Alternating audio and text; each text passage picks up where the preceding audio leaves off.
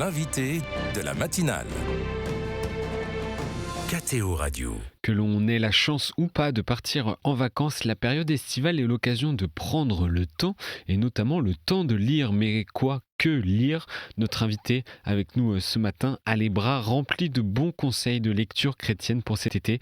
Jean-François Rode, bonjour. Bonjour. Merci beaucoup d'être avec nous ce matin sur KTO Radio. Vous êtes diacre à la paroisse Saint-Roch à Paris et vous avez été à la tête de la librairie La Procure pendant une vingtaine d'années et vous distillez toujours vos bons conseils de lecture dans l'émission L'Esprit des Lettres sur KTO TV. Peut-être que nos auditeurs vous reconnaissent. Jean-François Rode, on commence par les ados et les adultes grand enfants. C'est le dernier volet de la saga Alma écrit par Timothée de Fombelle, paru aux éditions Gallimard. Vous l'avez sélectionné. Pourquoi le conseillez-vous au lecteur? Alors je le conseille parce que c'est un roman qui renoue en quelque sorte avec une grande tradition romanesque justement avec des grands personnages, nombreux personnages, avec des gens qu'on suit pendant longtemps, plein de péripéties. On se promène de pays en pays. Et puis même, c'est sur une thématique très émouvante, puisque l'héroïne, Alma, qui vit en Afrique, est séparée de son frère, de son jeune frère, qui est en fait pris par les marchands d'esclaves. Et donc, en fait, le livre, c'est d'abord la quête d'Alma pour retrouver son frère. Et puis, il y a un autre personnage fondamental, Joseph, qui lui est à la recherche d'un trésor. Là, évidemment, ils vont se rencontrer, etc.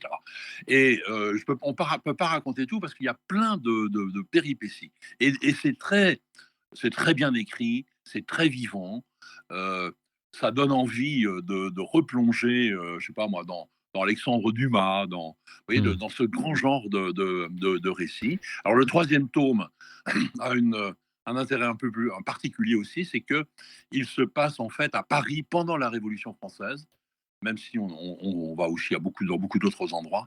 Donc voilà, un grand thème historique, de multiples personnages, et surtout deux personnages principaux qui sont très attachants. Voilà, ça fait un livre passionnant que les ados aiment bien, mais pas seulement les ados, je pense, les adultes aussi. En tout cas, il est adaptable pour les adolescents. Autre roman, l'un de vos coups de cœur, je crois, c'est Sésambres de la romancière connue et reconnue Hélène Gestern, publié aux éditions Grasset. Une histoire de famille qui nous transporte sur la côte bretonne, je crois. Ouais, absolument. Alors là aussi, c'est typiquement un gros roman qu'on peut emporter pour l'été. Parce que c'est magnifiquement écrit. Ceux qui connaissent la côte bretonne et Saint-Malo seront ravis, mais ceux qui ne la connaissent pas la découvriront. Il y a une magnifique description de la mer. On voit que l'auteur est très, très, très proche de la mer et c'est très, très bien d'en parler. Et donc, voilà, il y a cet aspect nature, mais il y a aussi le fait que le héros tombe sur les archives familiales et s'aperçoit que c'est moins clair qu'il n'y paraît, qu'il y a des choses un peu bizarres. Et au fur et à mesure qu'il rentre dans cette histoire familiale, voilà, les secrets réapparaissent. Mais c'est toujours lié à cette île qui est en face de Saint-Malo, Cézembre. Et d'ailleurs, l'auteur aussi parle du fait que pendant la guerre, la dernière guerre, une garnison allemande a été enfermée dans des conditions horribles sous les bombes des Alliés, etc. Donc il y a toute une dimension historique intéressante aussi. C'est le roman d'été par excellence, celui Voilà. qu'on lit sur la plage. Voilà, et c'est bien, enfin, vous voyez, les romans, il y a certains romans, bon, voilà, on a envie que ça soit fini, mais il y en a, on n'a pas envie que ça finisse, on a envie que ça dure. Donc c'est bien d'avoir un gros roman. Jean-François Rode, vous êtes particulièrement branché lecture religieuse, spirituelle et théologique. Quel bouquin conseillez-vous pour les auditeurs et les auditrices qui ont envie d'approfondir leur foi? Alors, il y en a un que j'aime particulièrement, enfin, il y en a beaucoup, hein, mais je le dis en deux mots, c'est pas les bons livres qui manquent, hein, c'est, je vais dire, la décision de les lire, la décision Hmm. un peu de se former, la décision euh, d'approfondir sa réflexion, sa méditation, sa contemplation. Alors en fait, si je puis me permettre, il y a souvent deux obstacles. On a dans la tête deux obstacles. On se dit: «Oh, ça va être barbant», ou de ça va être trop difficile pour moi parce que moi je suis pas pour, j'ai pas envie de faire des choses trop compliquées. Et en fait, il y a beaucoup de très bons livres qui sont ni barbants ni compliqués et qui sont au contraire à chaque fois qu'on les prend une vraie joie. Alors par exemple, je prends le livre de Michel Quesnel qui s'appelle Connaître Connaître Dieu à travers Jésus, avec un sous-titre très ambitieux, une Oui. initiation au christianisme. Eh bien, en fait, ça marche. C'est vraiment, il réussit son pari. Michel Canel est un homme bien connu maintenant. Il a été, c'est un bibliste, il est oratorien, il a été professeur à Paris et à Lyon, il a été recteur de l'université de Lyon. C'est un homme très expérimenté, mais il a un talent spécial. Il se concentre toujours sur l'essentiel et il en parle très clairement. Et c'est pour ça que c'est vraiment un livre que je recommande parce que, par exemple, il reprend en fait des thèmes bien connus, mais il les traite de telle sorte que ça redevient très très pertinent. Il dit en gros, beaucoup de gens cherchent Dieu, beaucoup de gens même ont envie de peut-être mieux connaître le christianisme, ça ne savent pas trop par quoi commencer. Si on se jette dans la Bible comme ça, c'est quand même pas, on est vite un peu perdu. Si on prend le catéchisme, bon, ça paraît peut-être quelque chose un peu abstrait. Alors en fait, il dit, mais non, le christianisme, c'est l'essence du christianisme, c'est que justement, ce n'est pas une théorie, ce n'est pas un ensemble même de thèses à soutenir, c'est d'abord une rencontre. Et la rencontre avec Dieu, nous la faisons parce que lui est venu nous rencontrer, et c'est Jésus, Jésus de Nazareth. Et donc, en fait, il reparcourt les thèmes bien connus de l'Évangile, mais avec chaque rencontre, il décrit en quelque sorte une qualité de Dieu. Au lieu de partir, vous voyez, d'une conception de Dieu a priori, on découvre qui est Dieu quand on voit Jésus appeler ses disciples, rencontrer la Samaritaine, rencontrer la femme adultère, Zachée, etc., etc. Donc c'est à la fois très simple et extrêmement profond. Et franchement, c'est un très beau livre. C'est une bonne porte d'entrée vers le christianisme et je crois que vous en aviez un second rapidement, prier avec Alors, la Bible de Nicolas Saint-Aubin.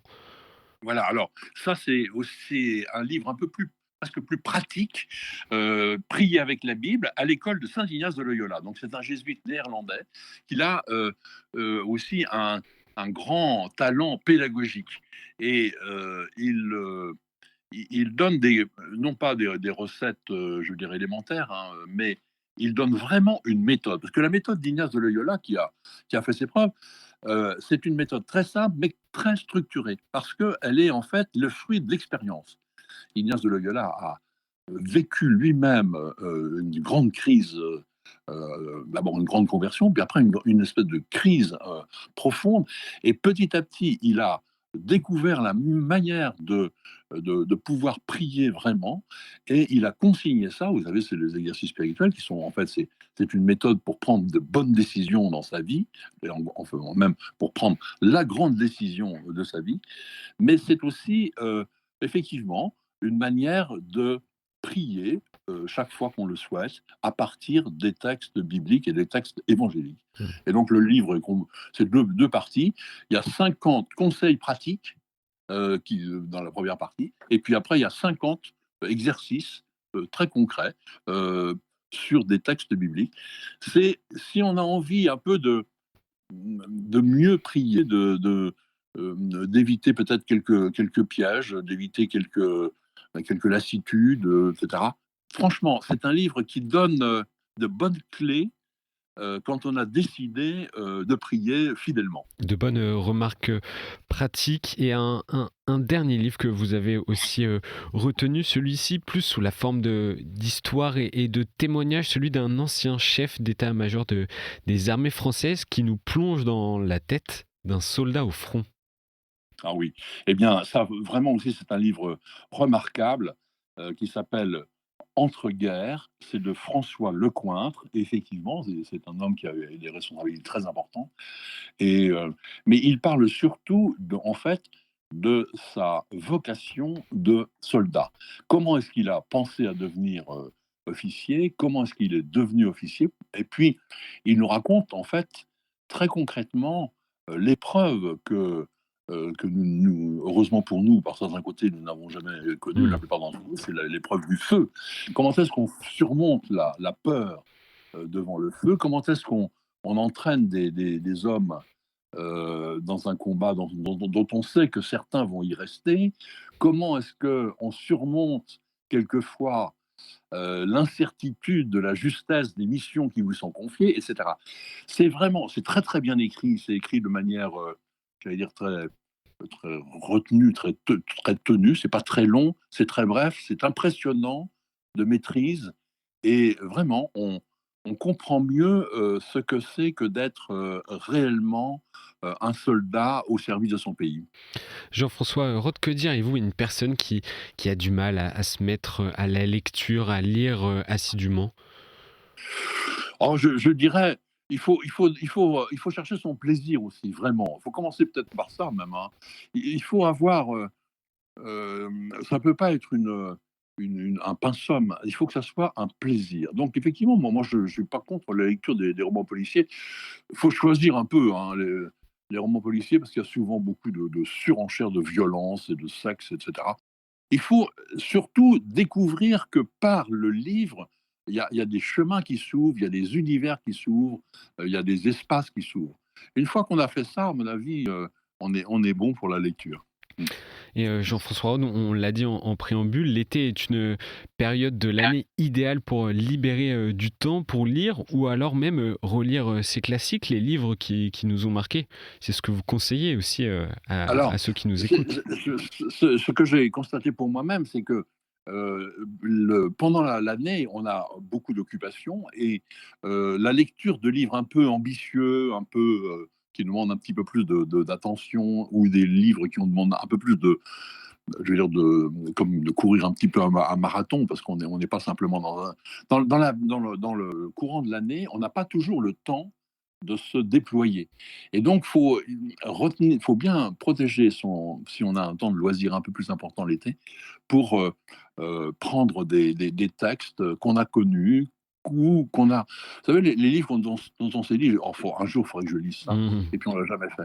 Moi, l'année Mmh. dernière, j'ai repris Chateaubriand, Les Mémoires d'outre-tombe. Décidément, vous voyez, je suis du côté breton, hein, ces temps-ci.